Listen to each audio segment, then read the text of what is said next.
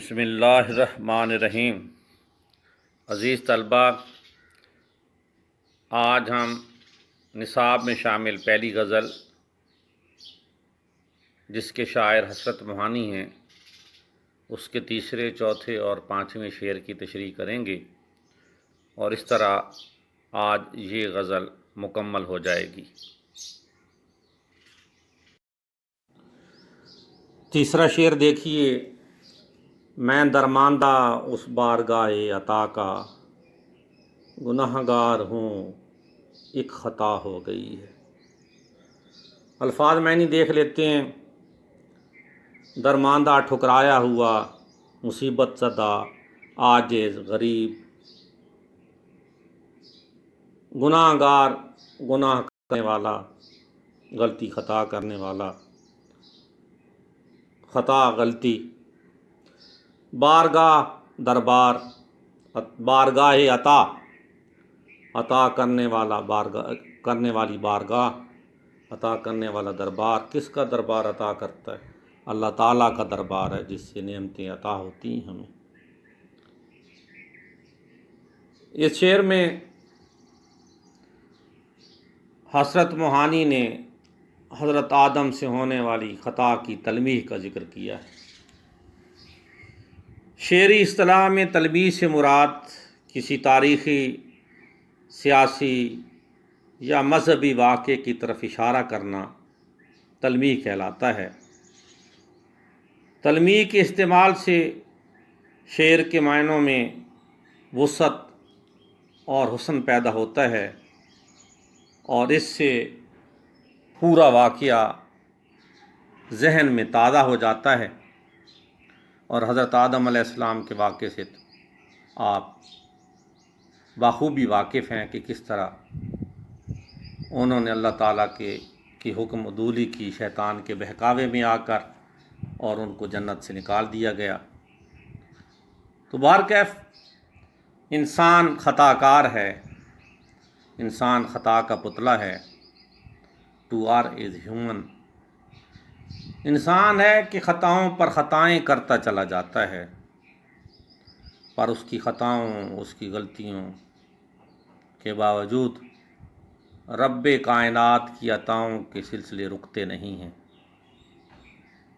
رب ذوالجلال عطا پر عطا کرتا ہے، وہ تو معاف کرنے والا ہے، لغزشوں، کوتاہیوں، غلطیوں، خطاؤں کو معاف کرتا ہے۔ اس کی رحمت اس کے غضب پر ہمیشہ حاوی رہتی ہے۔ توبہ کا دروازہ ہمیشہ کھلا رہتا ہے۔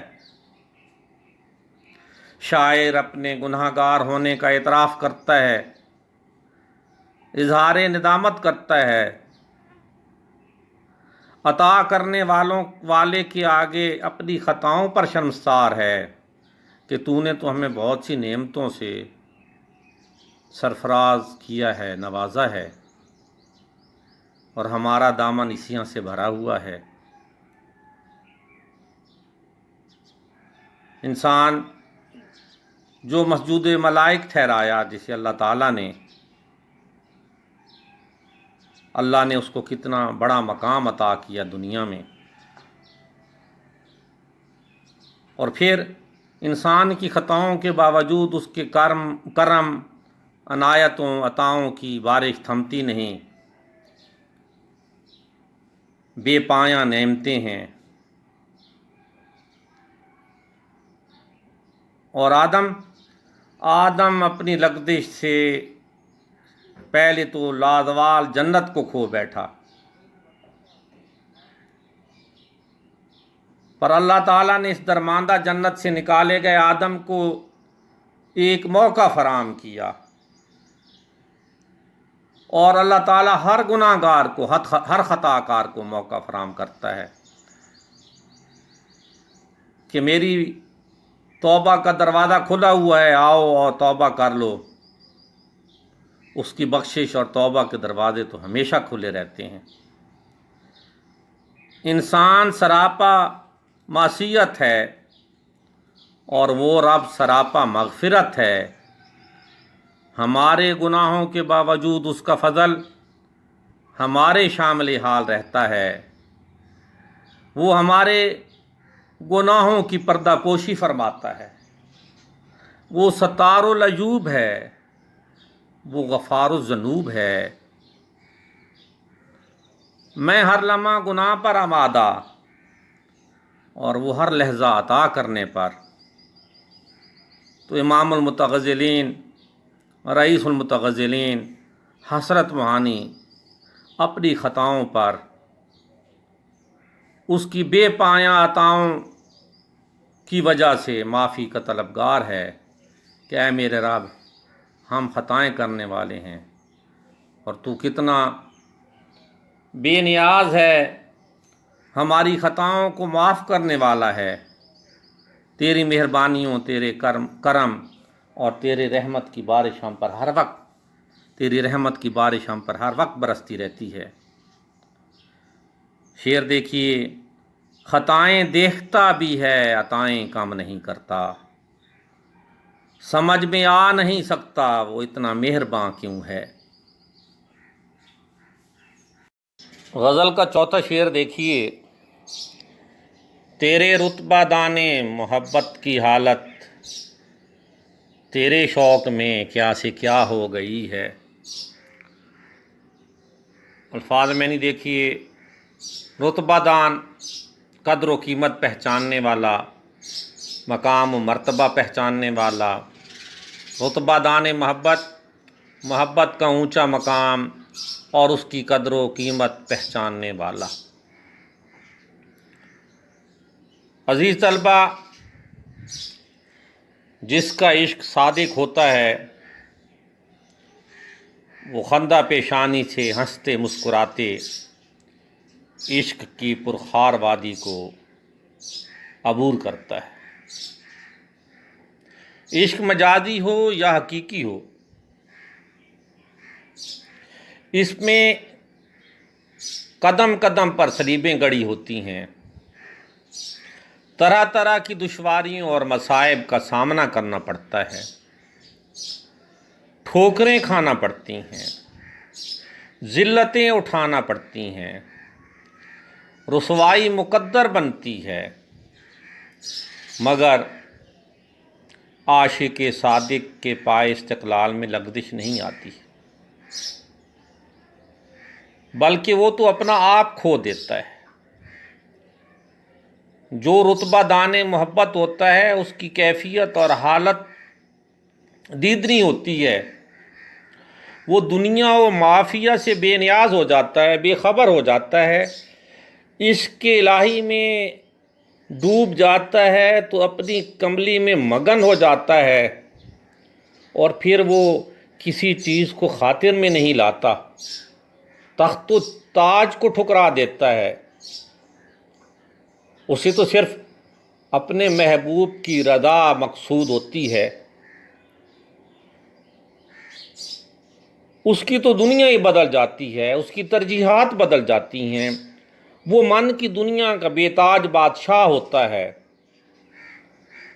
ظاہری حالت و کیفیت سے بے نیاز ہو جاتا ہے، وہ تو اپنا آپ مٹا چکا ہوتا ہے، اسے سود و زیاں سے کوئی سروکار نہیں ہوتا، رضا الہی، محبوب کی رضا اس کا مقصود ہوتی ہے،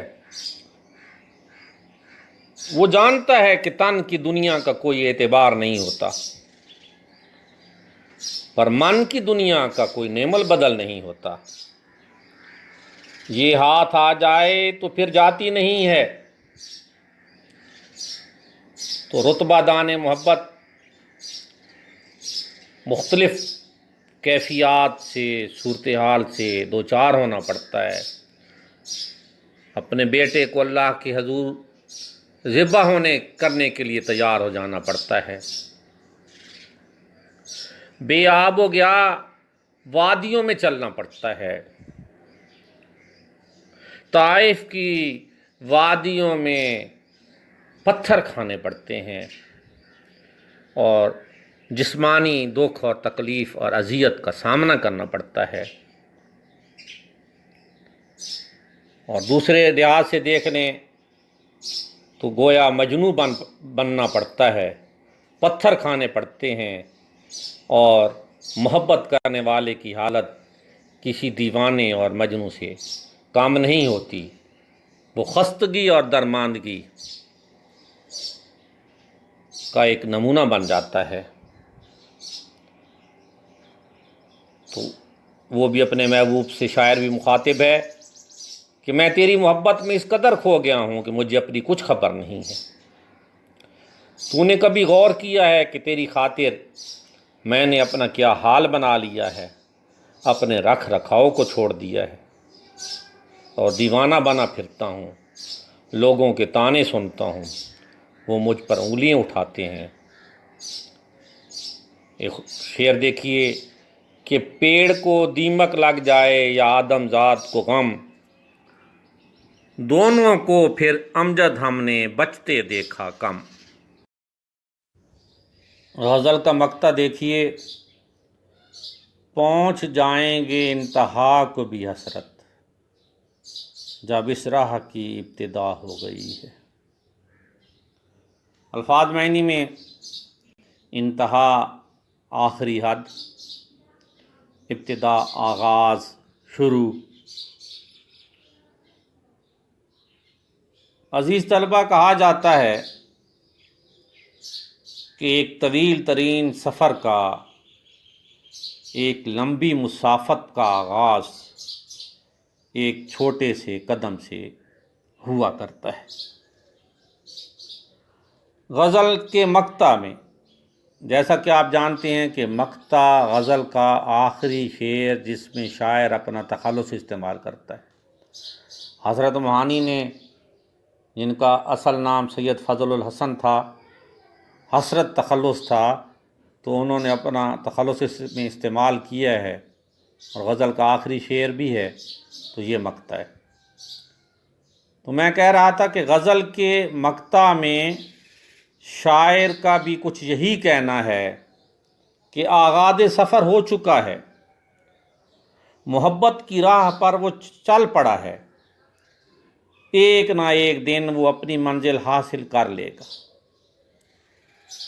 کیونکہ انتہا تک پہنچنے کے لیے ابتدا ہو چکی ہے، اور عشق کی انتہا ہر عاشق صادق کا مقصود ہوتی ہے، اگرچہ کہ عشق کی انتہا ہوتی نہیں ہے۔ جیسے علامہ اقبال کے پاس ایک شخص آیا اور اس نے علامہ اقبال سے پوچھا کہ حضور بتائیے عشق کی انتہا ہوتی ہے؟ تو آپ نے فرمایا نہیں ہوتی، عشق کی کوئی انتہا نہیں ہوتی۔ تو اس شخص نے کہا کہ پھر آپ نے اپنے شعر میں تو کہا ہے کہ تیرے عشق کی انتہا چاہتا ہوں۔